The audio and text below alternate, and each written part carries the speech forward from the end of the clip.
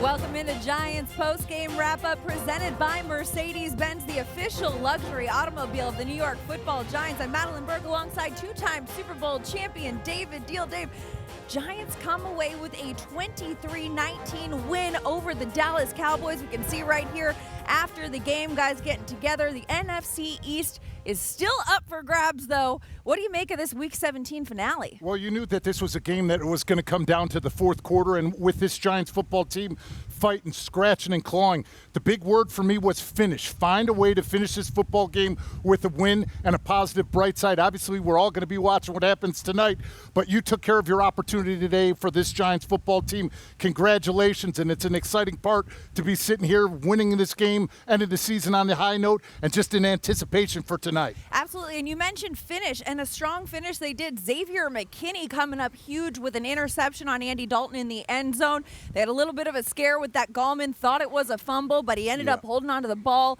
That was a way for the defense especially was strong today. No question. I mean, obviously, the second half, the Dallas Cowboys offensively made some adjustments. They were making sure they got the football out of the hands of Andy Dalton very quickly and got some run game building off of it. But the Giants found a way in the fourth quarter to get that key takeaway to put their offense back on the field and to end it with a kneel and a victory. So that's all you could be asking for is playing complimentary football, especially in a time of need in the fourth quarter, and they did that. They were able to get pressure on Andy Dalton as well. 6 sacks on the day, 3 of those from Leonard Williams, who has a new career high of 11.5 sacks for the season. Dalton, of course, in that second half was playing with a glove on his left hand after it got stepped on, that bloody glove and all that. But the pressure they put on Dalton and limiting Dalton's connection with the triplets was key. It was huge. You know, obviously in the first half they took away his first read and were able to get that pressure out. In the second half, you saw that ball coming out of his hands even before the wide receivers turned around. But once again, once they were able to finalize and stop the running game, and then most importantly put them in third and longs, they found a way to come away with that key stop and that key takeaway they needed. The Cowboys have had 30 or more points in each of their last 3 games coming into this, and the Giants defense held them to 19. But we got to talk about this Giants offense as well. The Giants offense had 26 points in the last 3 games combined. Today, the offense got going, 23 points on the board, and it really started with that opening drive. The first 4 offensive plays, they had 3 first downs out of that. Yeah, I mean, you came out running the football, having some reverse and some jet sweep action to work the perimeters, but they did a good job on that opening drive. Obviously, adjustments made by the Dallas Cowboy defense was something to make sure that they stopped the run and try to put them in third and longs. But once again, in the second half, some adjustments made. Were able to overcome those and, more importantly, continue that last drive to end the game with the ball in their hands. And you love finishing the regular season with the win, but what you love more is, so you're telling me there's a chance. The NFC East is still up for grabs. Look at this, and it all comes down to Sunday Night Football. So now the Giants coming off that win, feeling good, but now they wait and see, because if Washington wins tonight at Philadelphia, Washington wins the division. If they lose, the Giants get the go-ahead and host a playoff game next week. And obviously, walking away with this win, they can keep their heads held high regardless of what happens tonight, especially when you think about all the adversity this football team's had. No offseason, when you have the whole new coaching staff coming in, COVID positive tests that have derailed things, changing with the offensive line, changing with different positions, young players coming in because of injuries. Those are all things that this team can build upon moving into 2021 with a positive note. Earlier this week, Logan Ryan talked about that the adversity of this season is not anything like anyone's ever seen. The amount of injuries across the league, COVID across the league, playing in front of no fans, but he really credited this locker room and the way that this group stuck together through all that adversity and the closeness of that team. And I mean, you've played on a couple successful Super Bowl winning teams. How key is sticking together through the ups and downs for success on the field? I mean, it's absolutely huge. This game comes down to accountability. Can you look to the guy to your right and left and know they're fighting and scratching just as hard as you are? And this football team has that. And it's very different and very unique the way that they were able to do it, because I couldn't imagine going an entire offseason doing everything virtually, Zoom-wise, having video games and assembling as a football team once you come to training camp. They've found a way to do that where there weren't cliques. They came together as a football team, and I think Joe Judge deserves a lot of credit for the way that he handled it. A lot of credit, keeping this team involved, keeping this team engaged, and Daniel Jones, too, really keeping Daniel Jones on that upward trajectory. We got to take a look at the quarterback comparison for today. Daniel Jones against Andy Dalton. Look at this. Daniel Jones, 2 passing touchdowns. There were 3 offensive touchdowns total today. a quarterback rating of 106.9 to Andy Dalton's 66.2. Daniel Jones really an impressive game, and the one interception really wasn't on him. Yeah, no, it wasn't on him. Obviously, Evan Ingram needs to come down with that football. That's an easy tip drill for the Dallas Cowboys defense, and he was accurate with the football. He put it where his wide receivers can go out and make plays, and that's all you're looking for out of Daniel Jones is consistent progress, and importantly, like we said, making sure that you utilize your legs the way that he has, and because of his health today, is something that this Giants team looking forward is something that is a bright future once we get Saquon Barkley back. A bright future, and we got a lot of bright future to look forward to, at least until this Sunday night football game. We got a lot of waiting, and we got a lot more coming up on the show. Who was the strongest player of today's game? That and much more as we'll hear from head coach Joe Judge. Stay with us here on Giants Postgame Wrap-Up presented by Mercedes-Benz. We'll be right back. For the latest game highlights and analysis, download the Giants mobile app on your device's app store.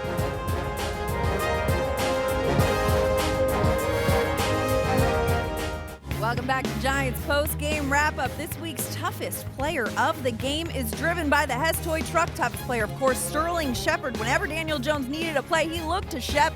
8 receptions, 112 yards, 2 rushes for 24 yards on the ground, and 2 total touchdowns for number 87, Sterling Shepard. Toughest player of the game, driven by the Hess Toy Truck. Now we're going to send it down for another perspective as Paul Dottino and Howard Cross have more. Madelyn. So the Giants beat the Cowboys, Howard, 23-19. Dallas had won 7 straight in this series and 7 of 10 meetings against the Giants in MetLife Stadium. The tide turns today primarily because of fourth quarter defense by the Giants.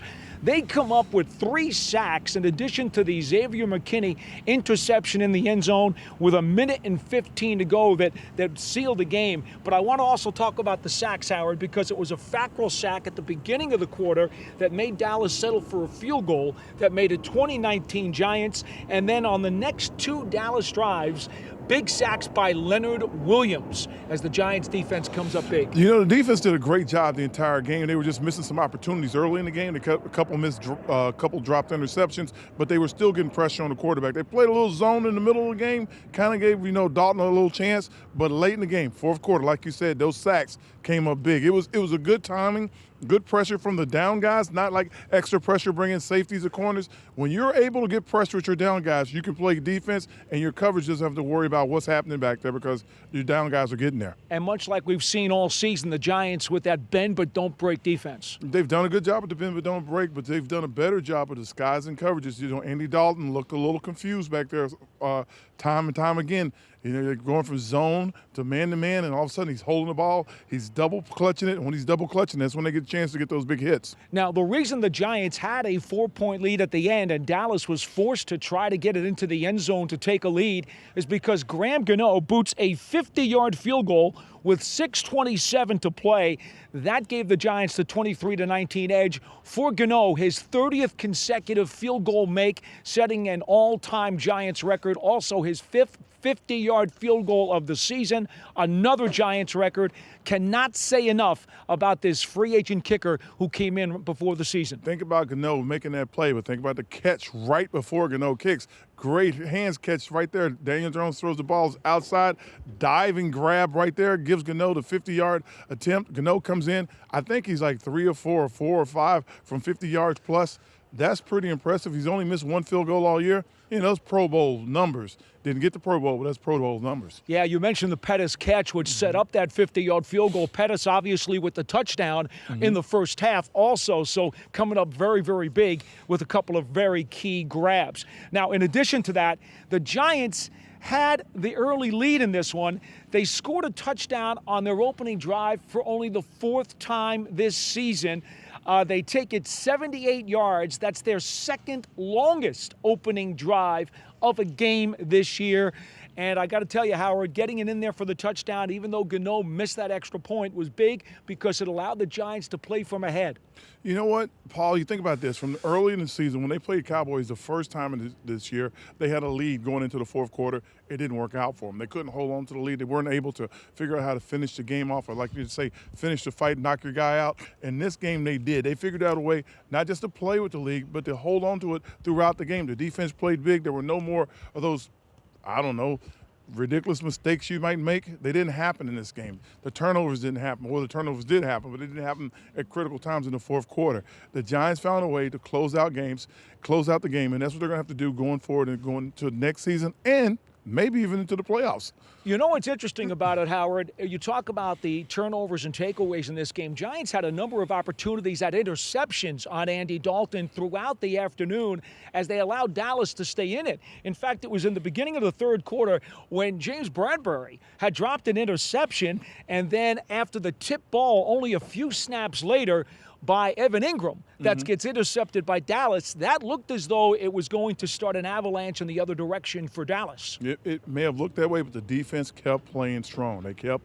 bending but not breaking, as you would say. They kept keeping them out of the end zone. They kept doing the thing you need to do. You got to lean on your defense, especially in this kind of weather when it's snowing one minute, raining the next minute, it's cold. You lean on your defense to make plays, make stops, get the ball back to you over and over again, and it gives you a chance to win. Happy New Year, Howard. Happy New Year, Paul. So the Giants will wait for tonight's result. If Philadelphia beats Washington, the Giants go to the playoffs for the first time since 2011 and for the second time since 2008. Madelyn, back to you. Thanks, Paul. And as you mentioned, the first time since 2011, that also came when the Giants beat the Cowboys for the division. So there might be a little bit of a similarity there as well. I have some great memories of that one in 2011 here at home, winning that and getting into the playoffs. And hopefully that streak still stands tonight based upon the game with the Washington football team and the Philadelphia Eagles. But the only thing the Giants can do was control their own opportunity, and they did that today. And I'm going to follow and piggyback on what Howard Cross said. I think the defense did an unbelievable job of having matchups up front, not only putting blitz packages in there, but you saw Leonard Williams over the left tackle, right tackle. They're trying to defensively determine how they were going to slide their protections, where they were going to chip and help, and that's where they were able to come away with those big pressures and sacks. Absolutely, and to Howard's point as well, it's a cold and rainy and wet one out here. And, you know, we got a little bit going on, but Howard was out there on the sideline the whole game. You saw him bundled up. He needed that jacket right there. All right, we got a lot more coming up on the show. Stay with us here. We're going to hear from Giants head coach Joe Judge, how he reacted after this win. That and much more coming up on Giants Postgame Wrap-Up presented by Mercedes-Benz here on MSG Networks.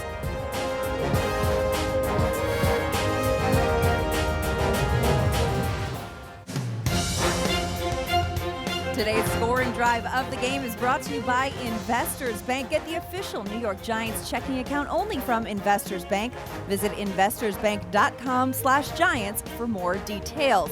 The scoring drive of the game, we go to the first quarter. The opening drive, the Giants had 6 plays, 78 yards, and took 3 minutes and 14 seconds off the clock to finish with a 23-yard rushing touchdown by Sterling Shepard. That would be the first of 2 Sterling Shepard touchdowns on the day.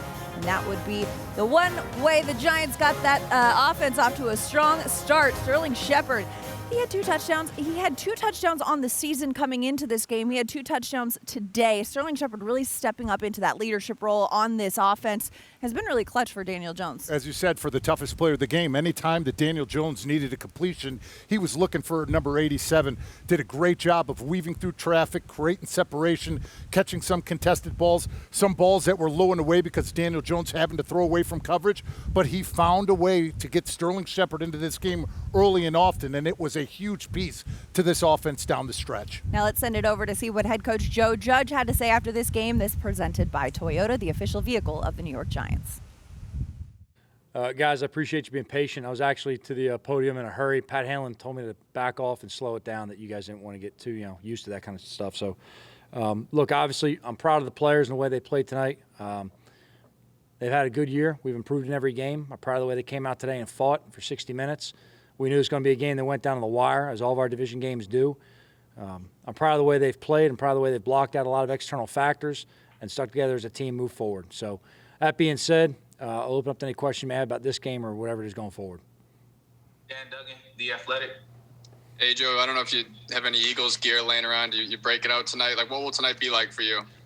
You know what? To be honest with you, I'm going to go back to the office right now and start watching Tampa. I'll have the game on in the background, and we'll see what happens tonight. Tom Rock, Newsday. Joe, what was your take on the end of the game there with the Gallman fumble? What were you seeing on the screen, and what were you being told by the officials? Well, we couldn't see anything on the screen. What we were relying on right there is the fact that they had already signaled it was a first down And at that point, it's got to be an obvious clear recovery to overturn that. So, we were kind of a little bit more in limbo in terms of what was going on with the review part of it. They were looking really more on the spot. We're talking through a lot of scenarios. I'm talking to Pat on the headset in terms of defenses go back out there, talking offense in terms of, we have to expect them to use their timeout. That'll give them one timeout left. Now we're in victory formation. Just talking about the scenarios going up right there. It looked like when Wayne went down, I still haven't seen a clean replay of it. It looked like when Wayne went down, he recovered it right away between his legs. That's what I saw from the sideline. I couldn't tell if that's the absolute end of it, but I just know they signal first down. So we got our offense back on the field out there. On a somewhat similar play, the catch by Pettis before the field goal, it looked like video showed that was an incompletion. Were you surprised that wasn't challenged? No, I wouldn't say I was surprised it wasn't challenged as a scoring play, so they're going to review that up top anyway. Look, as far as we're concerned, we were talking with the officials in terms of what the scenarios are going to be. I was actually talking about the one right before the field goal, the 10-yard gain that set up the 50-yard field goal. Oh, as far as that one right there? You know what? To be honest with you, we didn't get anything up top, indicating from our guys who were looking at from a different view that it may be a challengeable type play. We got the field goal team out there and just went ahead and executed. Obviously, if they ruled it incomplete, we may have played that situation a little bit differently. It wouldn't have been a field goal range at that point. We would have had to make a decision between go for it at that point or probably punt. Jordan Ron, ESPN. Hey, Joe. What did you say to your team about the idea that, through 16 games, they at least put themselves in position where you obviously have to sit and wait, but you can still win the division? Look, my words to the team at the end of the day was just pretty much how proud I was that they kept playing, okay? What they've been able to do sticking together as a team, the progress we've made, and then ultimately, whatever happens tonight, let's just be ready to come into work tomorrow and do whatever we have to do. Make the right decisions tonight, make sure we're prepared that if something goes our way, that we're ready to go ahead and play next week. But we'll let tonight take care of itself. We had opportunities for 16 weeks. We got to make sure. Someone's got to mute their deal right there, guys. All right, we had opportunities for 16 weeks. So, look, we came in today. It was a meaningful game, obviously, put us in position to have a chance.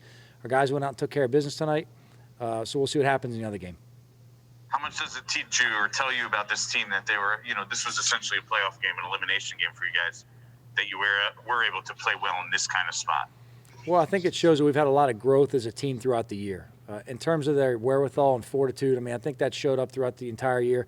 And I keep saying I found out a lot more about our team when we were 0-5 and 1-7 than I did down the stretch.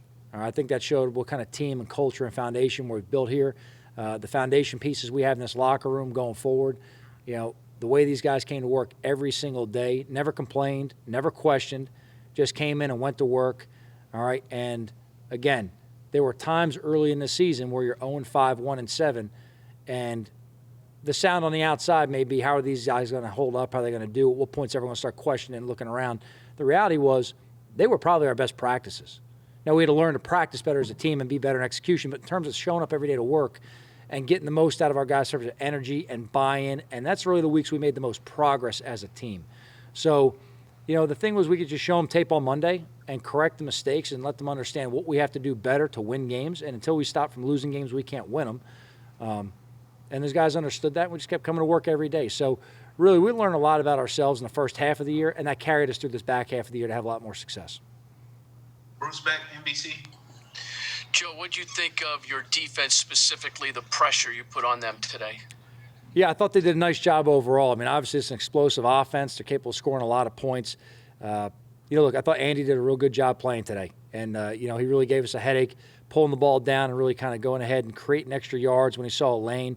They used some of the, obviously, when he pulled it at the end of the game down there in the red zone to get the first down, that was a big play right there. Look, he's a smart quarterback. He's a tough quarterback. He's an experienced guy. We knew he was going to make plays throughout the day.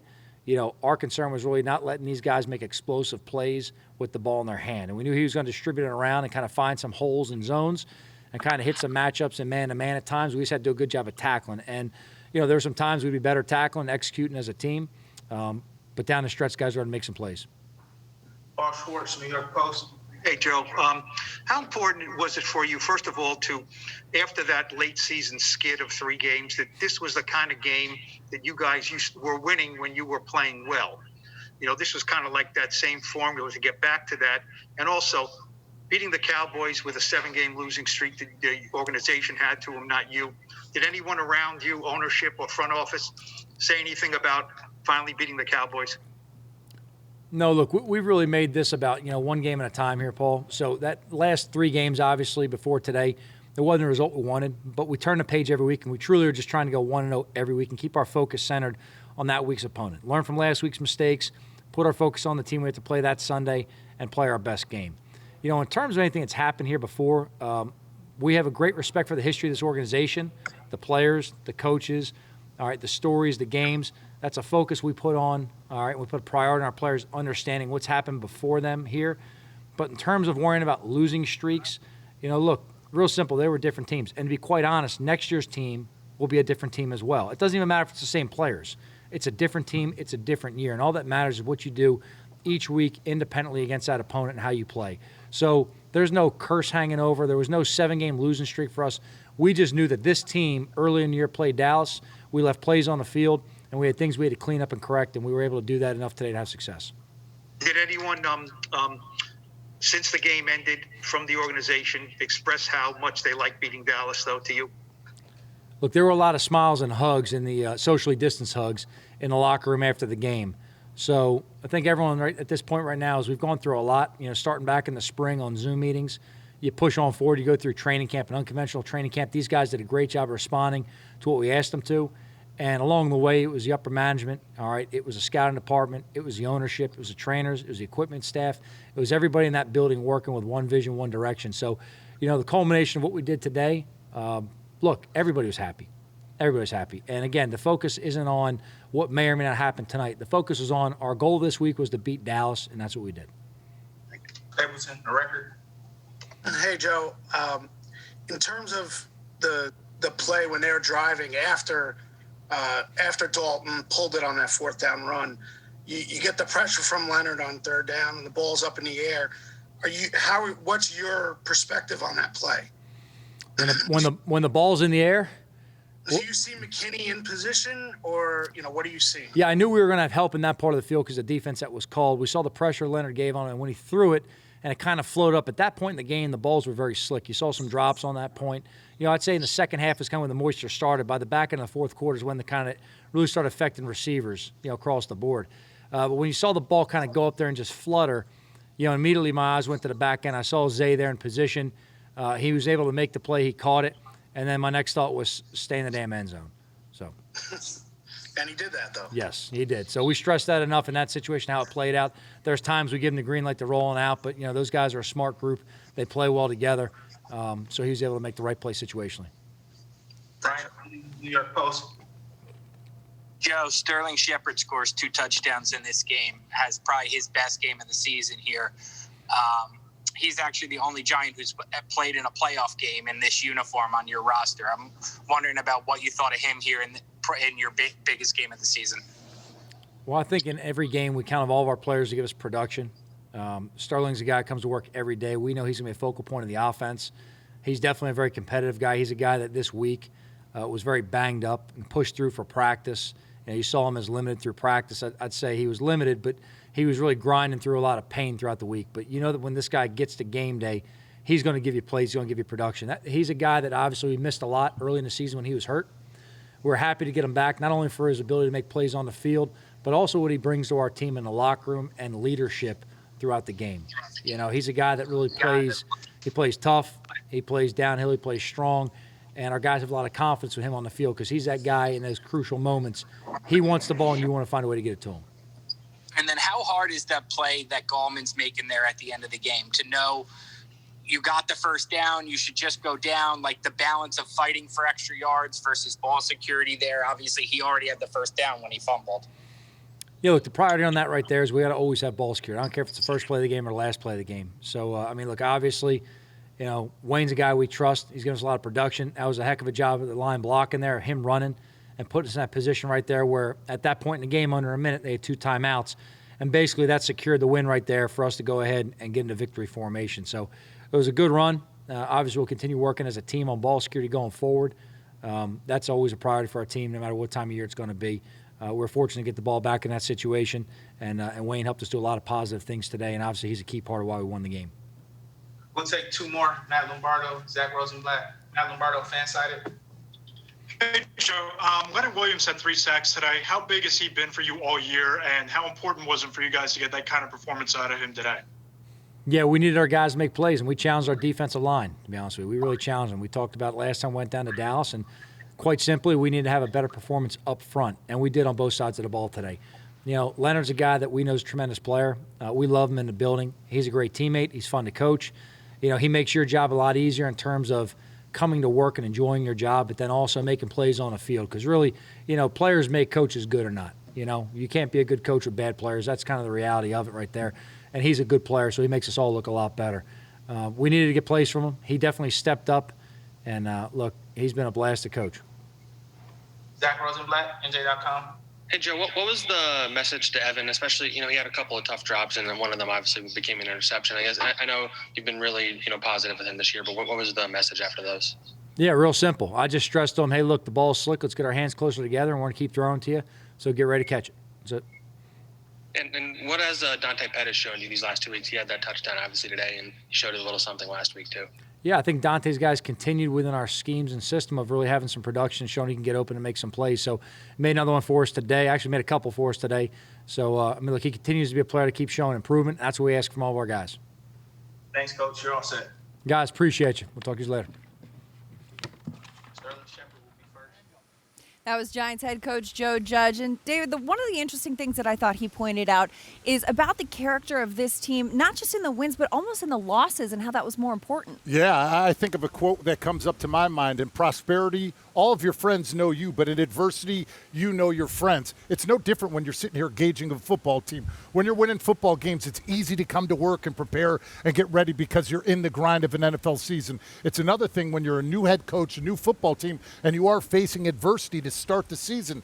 But with that said, Joe Judge and this football team stuck together, and that's why they got the result that they did today and are sitting in the position that they are right now. Giants sitting in the position to possibly get that NFC East nod with a 23-19 win over the Dallas Cowboys. Stay with us. We got a lot more coming up on the program. We're going to hear from Giants wide receiver Sterling Shepard. That and much more here on Giants Postgame Wrap-Up, presented by Mercedes-Benz, the official luxury automobile of the New York Football Giants.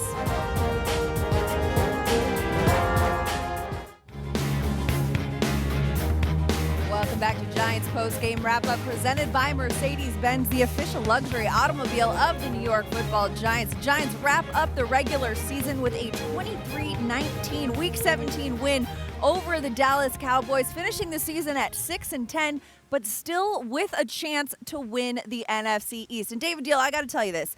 There have been 3 head coaches since the merger, 3 Giants head coaches that have taken the Giants to the playoffs in their first season as head coach. Dan Reeves in 93, Jim Fossil in 97, and Ben McAdoo in 2016. Can Joe Judge join the ranks? Well, we'll see tonight based upon the result of the Philadelphia-Washington game. But at least this Giants football team capitalized today on the game in front of them with the Dallas Cowboys. And I love what Joe Judge said. You can't look past anybody. You can't talk about playoffs until you take care of business right in front of you. And that's what this Giants football team did today. He's been really mindful of that, hey, one game at a time. And as much as it sounds like coach speak or a cliche, he has done a pretty good job of keeping this Giants team focused on the task at hand. But as a player, you're coming off a win, and now you're waiting. You know, what is that feeling like? It is. It's tough to be sitting here waiting and not knowing what the circumstances are going to be and the playoff hope that you have, because it's right now out of your control.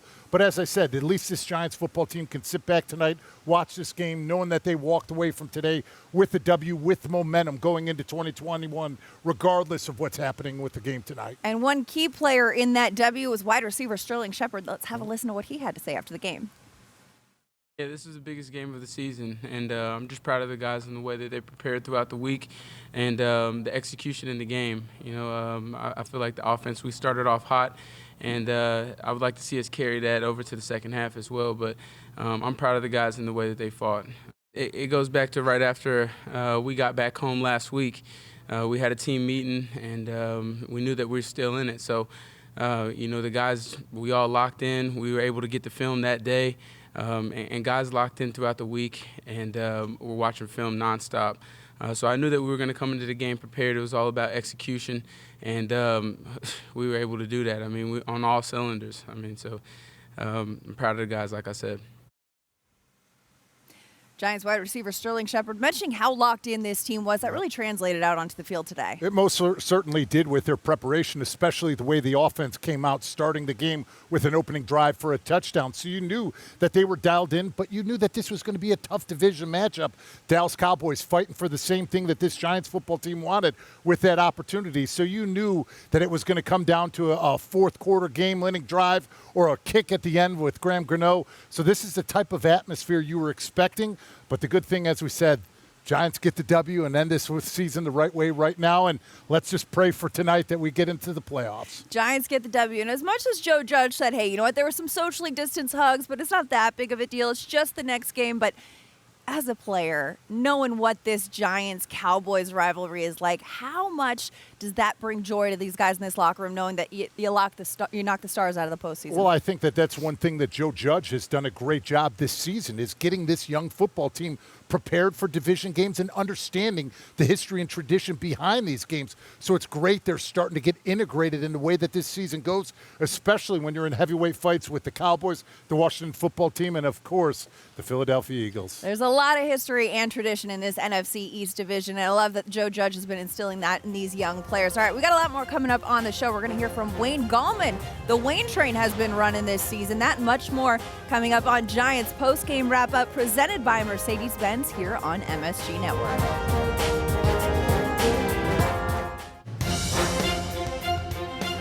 Welcome back to Giants Post-Game Wrap-Up presented by Mercedes-Benz. We're out here at MetLife Stadium where the Giants had a 23-19 win over the Cowboys. And hey, if Washington loses tonight, we'll be right back here next week for a playoff game. That'll be a lot of excitement for these Giants fans. All right, well, it seemed like this one was in the books when Xavier McKinney came up with that interception with less than 2 minutes to play, but a questionable moment as Wayne Gallman discusses a dicey play at the end of this game. Sat on the ball first, and then I picked the ball up, and then I put it in my arms like this on the ground.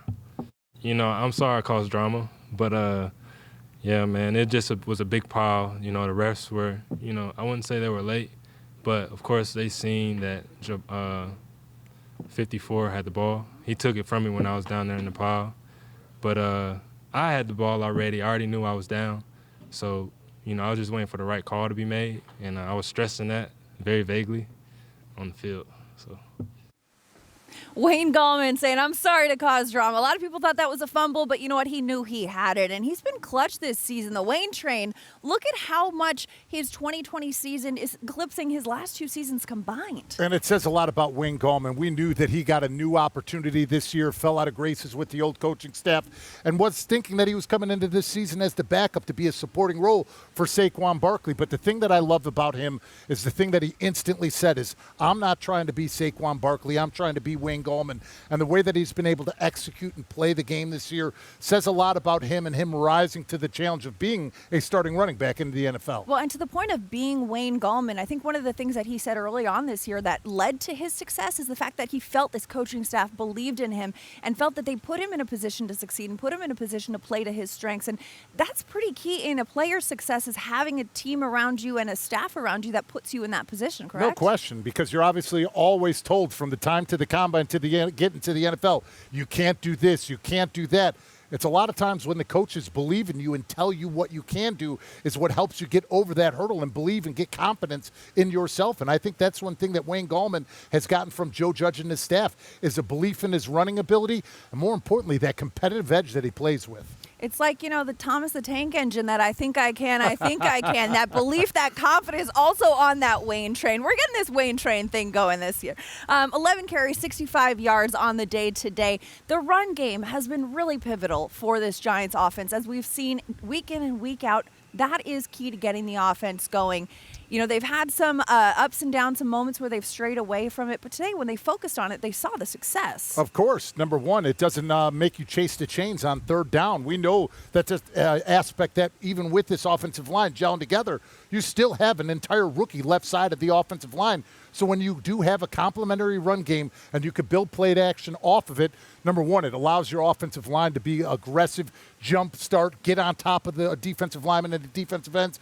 But number two, play complementary football to your defense. Keep them fresh, keep them off of the field, and keep them energized so they can get takeaways like the ones they had today. Gotta love it. You love to see it. All right, we got a lot more coming up on the show. Stay with us here as Giants post-game wrap-up continues. We're going to hear from Giants quarterback Daniel Jones.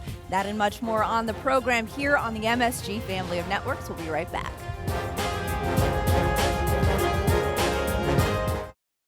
Yeah, obviously we'll be watching closely and, anxiously seeing what happens in the game. So, every single one of us want to be, back to work tomorrow and back out on the field next week. So, we'll be pulling for Philly, no doubt, and we're focused on what we were doing, this week and giving ourselves an opportunity if Philly wins. So, we'll certainly be watching closely. Daniel, 6-10 is not a traditional playoff team record. Does this feel like a playoff team to you? I think there's been, certainly had our share of ups and downs this season, and didn't start, as well as we could have and should have by any means, but. I feel like through the season we've battled and won close games and so the record or how it looks or what's typical in the NFL. I'm not sure we're focused on that, but we're certainly proud of what we have accomplished and certainly aware of what we need to continue to improve and continue to do to work to get better.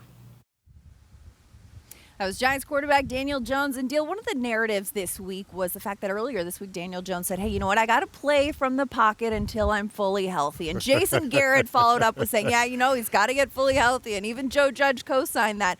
Little game of cat and mouse, perhaps. We saw him take a couple runs out there. You don't want to give the opposing team the game plan of how you're going to roll out that week. So, of course, I love that.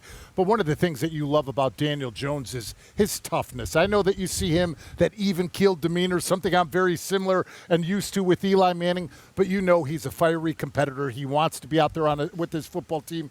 And once again, being able to step back, get healthy, and help this football team deliver a win today is huge. Well, we talked a lot about preparation and how much preparation is important, but there's a lot of mental aspect to preparation, and it's not just about what happens on the field. There's a little bit of a mind game going on, too, in these games. Of course. Especially when you're playing a division rival, you want to change up your play calls. We used to come out with dummy calls for the defense, thinking that we were going to run the ball, and essentially we were running play action off of it. So those are all the types of things that you try to throw out there up against a team. You know that you're going to play twice a year. We've seen, too, earlier in this game, Daniel Jones was going with the hard count a little bit more often, and that was, they were trying to get a sense of what was going on with this Cowboys defense, and how did that work out for him? Yeah, I think it worked out well. Obviously, one of the things that you're trying to get is that pre-snap diagnosis of what they're doing on the defensive side of the ball. So if you can go in there with alerts or check with me's, but more importantly, use the cadence to your advantage. One little beat of a linebacker coming up or a defensive end or a stunt gives you that pre-snap recognition to pick it up, and it also gives Daniel Jones the ability to audible out and put them in a position in a play that's going to be a successful one. Omaha! We hear that one quite a bit out on the field lately. All right, we got a lot more coming up on the show. Giants defense got some pressure. Leonard Williams with 3 sacks on the day. We'll hear from him and much more as Giants post-game wrap-up presented by Mercedes-Benz continues here on MSG Network.